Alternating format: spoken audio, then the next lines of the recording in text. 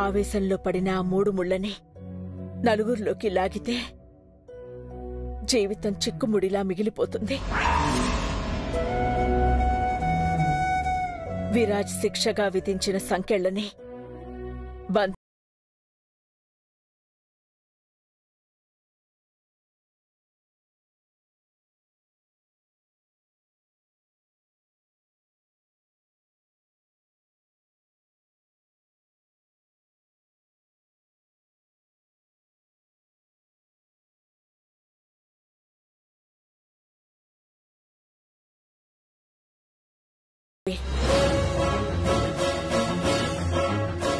దయచేసి ఏమీ అనుకోవద్దు.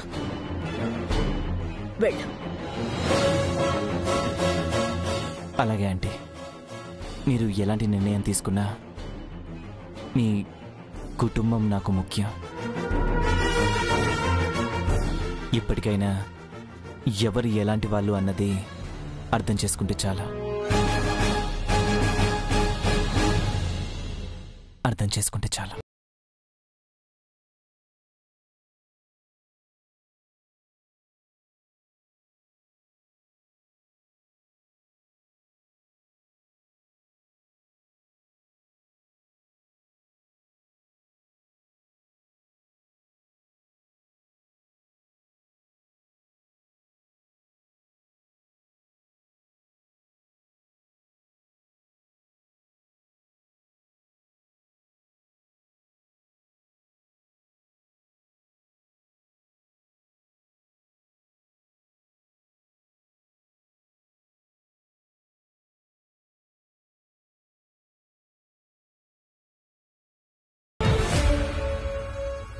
ఆ ఇంటి గడప ముందు నిలబడి నా బిడ్డ భవిష్యత్తుని నిలబెట్టమని అర్థిస్తాను.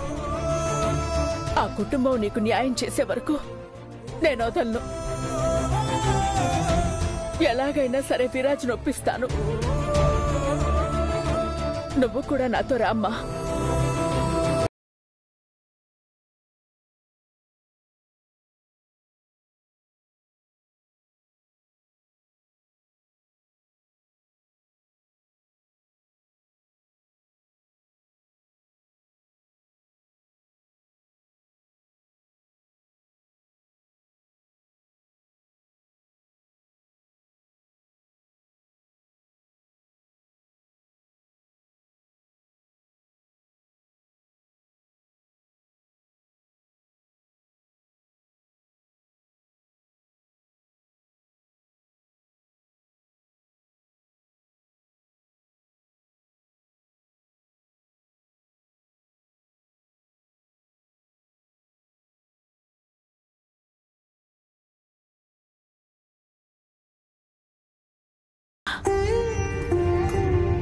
అక్క, ఏంటి నువ్వు అనేది?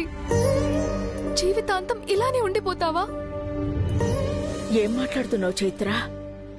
మెళ్ళో తాళి పడ్డాక ఒంటరిగా బ్రతకడం ఎంత నరకమో నాకు తెలుసమ్మా. ఆ పొరపాటు నీ జీవితంలో జరగకూడదు. నా మాట వినమ్మా. నీకు నా పరిస్థితి రానివ్వను. నేనే వెళ్తానమ్మా. అమ్మా,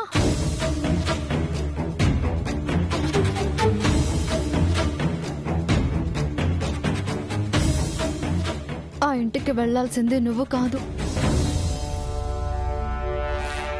నేను.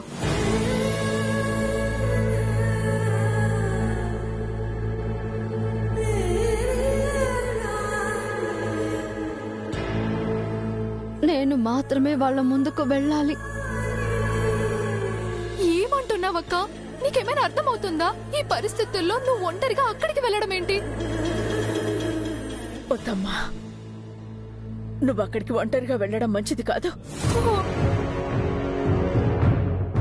ఆ ఇంటి గురించి తెలిసి కూడా ఇలా ఆవేశపడి నిర్ణయం తీసుకుంటే మనకి న్యాయం జరగకపోగా మరింత అల్లరి పాలవుతాం. అంతకు మించి కూడా ఏదైనా చేస్తారమ్మా వాళ్ళు. అవునక్క, చూసావు కదా, అమ్మ ఒడి విషయంలోనే వాళ్ళు మనల్ని కిడ్నాప్ చేసే వరకు వెళ్లారు. ఈ విషయం అంతకన్నా పెద్దది. ఏమైనా చేస్తారక్క. వద్ద ప్లీజ్.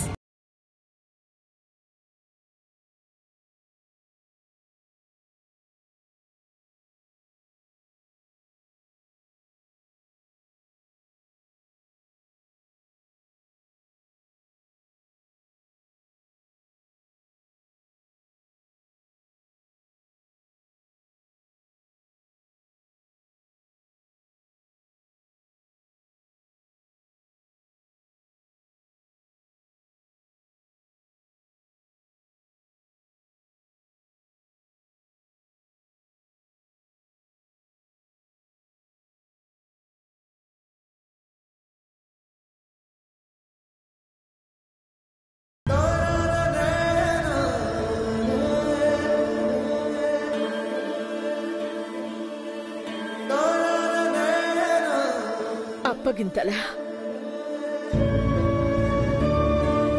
నిన్ను అప్పగించడానికి అల్లుడు లేడు కదా.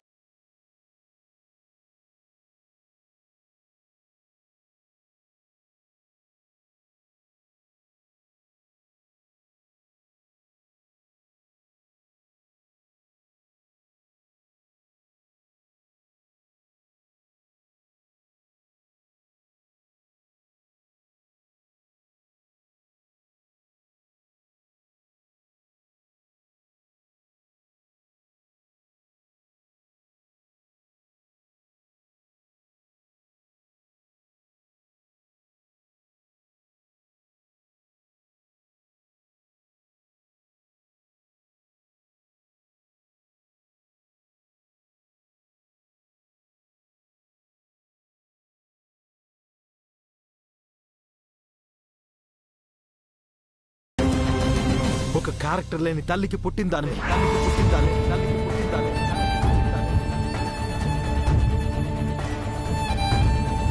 నువ్వు అక్కడికొస్తే నా కారణంగా నీకు జరిగే అవమానం ఏంటో నేను ఊహించుకోగలనమ్మా.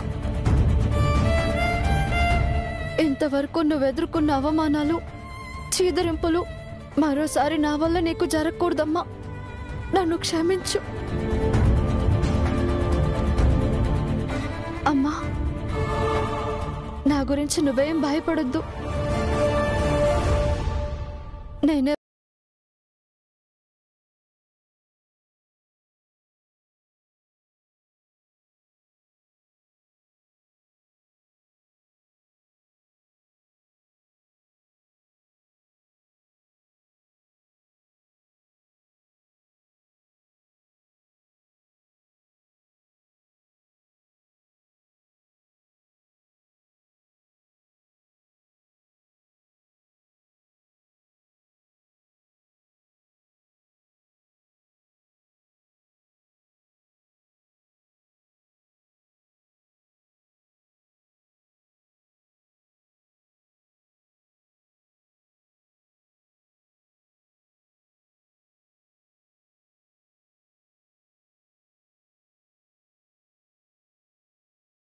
ఆ నమ్మకంతోనే వెళ్తున్నాను. అర్థం చేసుకోకపోయినా అర్థమయ్యేలా చెప్తాను అన్న ఆత్మవిశ్వాసంతో వెళ్తున్నాను.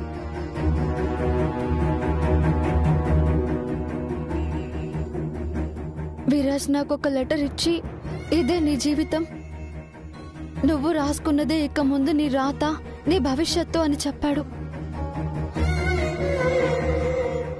విరాజ్ ఆవేశంతో కోపంలో కట్టిన ఈ తాళిలో ప్రతి ముడి తన ప్రేమకు ముడిపడే ఉందని తెలిసేలా చేస్తాను.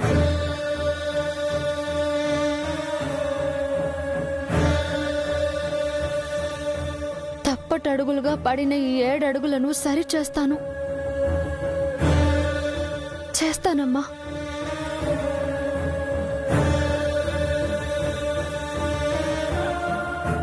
అలాగే వెళ్ళమ్మా. కానీ తల్లిగా నేను ఆశపడేది కూడా నా కూతురు కన్నీళ్లు ఈ గడపలోనే ఆగిపోవాలని, నవ్వుతూ సంతోషంగానే మరో గడపలో తన అడుగు పడాలి. ఈ నా ఆశ బ్రతికించడానికి నువ్వేం చేసినా సరే తల్లిగా నీకు అండగా ఎప్పటికీ నీతోనే ఉంటానమ్మా. ఆ ఇంట్లో నేను సంతోషంగా ఉండడమే కాదమ్మా, ఆ ఇంటి సంతోషాన్ని పోగొట్టడానికొచ్చిన స్మైలీని కూడా అడ్డుకోవాలి. నా వల్ల ఆ ఇంటికొచ్చిన సమస్యని నేనే తీర్చాలి.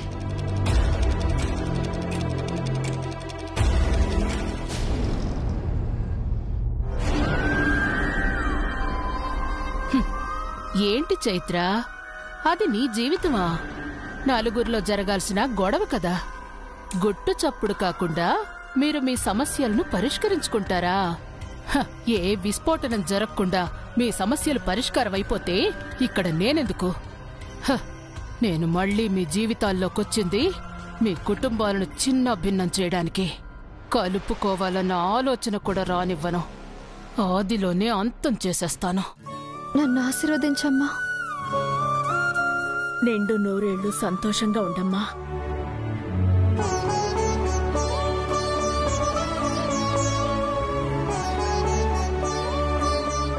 నీ ఆశీర్వాదం నాకెప్పటికీ బలమమ్మా. అక్కడెలా ఉంటావో అని ఆలోచిస్తుంటే ఇక్కడ నాకు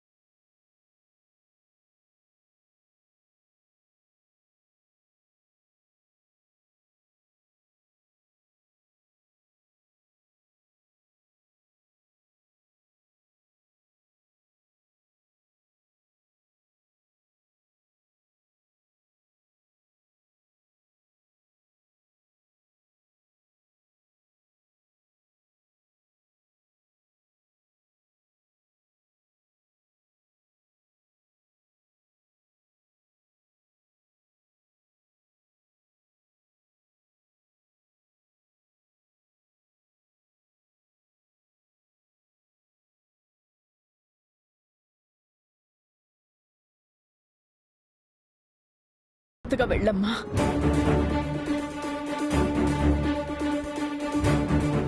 మహి, వెళ్ళొస్తానే. చూడు, అమ్మతో గొడవ పడుకు. జాగ్రత్తగా చూసుకో. అమ్మ నిన్ను గుండెల్లో పెట్టుకుని చూసుకుంటుంది. మరి నిన్నెవరు జాగ్రత్తగా చూసుకుంటారక్క?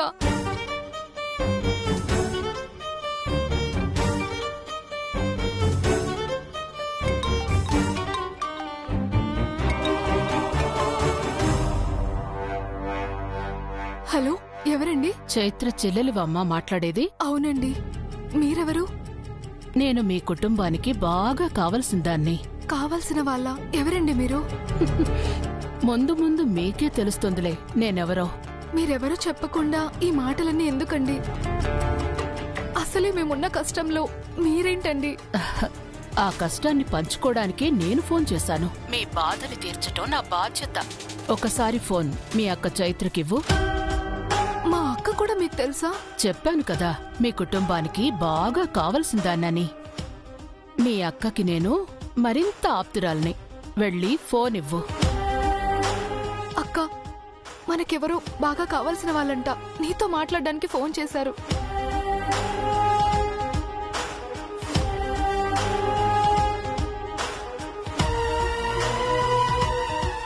హలో, ఎవరు? నేను చైత్ర.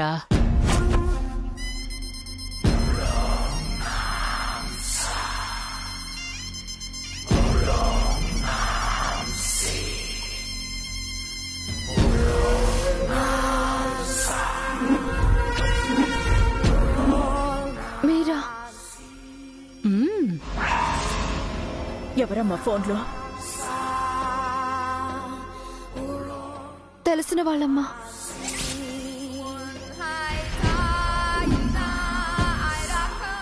చెప్పండి. ఏంటి చైత్ర, ఇంకా అమ్మ ఒడి దగ్గరే అమ్మని పట్టుకుని వేలాడుతున్నావా? చచ్చ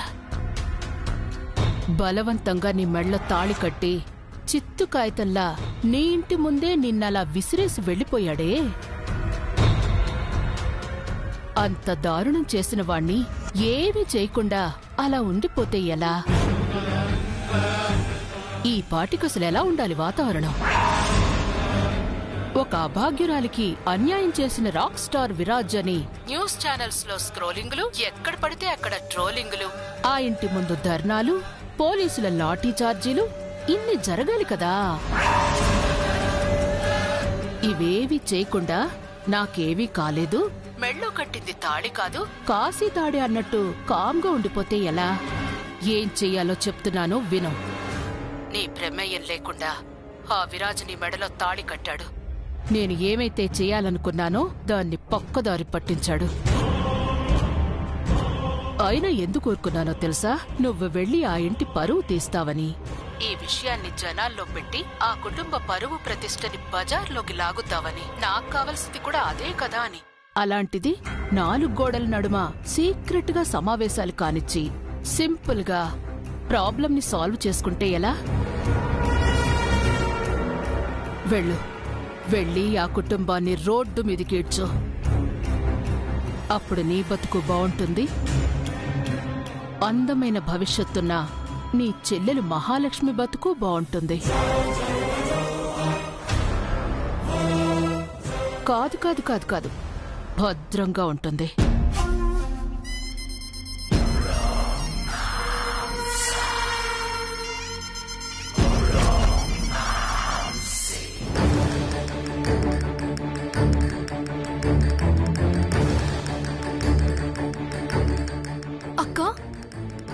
ఏమైందక్కా?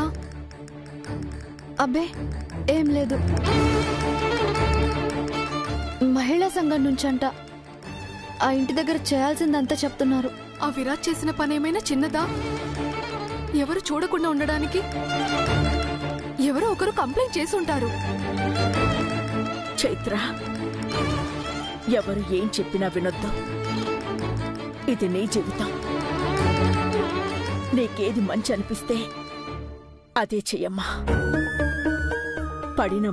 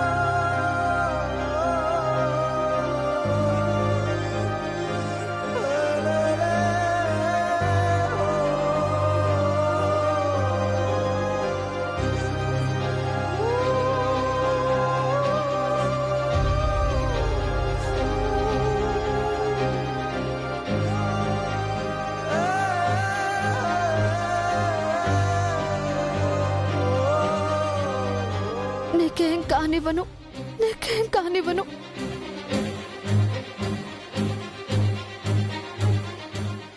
మహి జాగ్రత్త.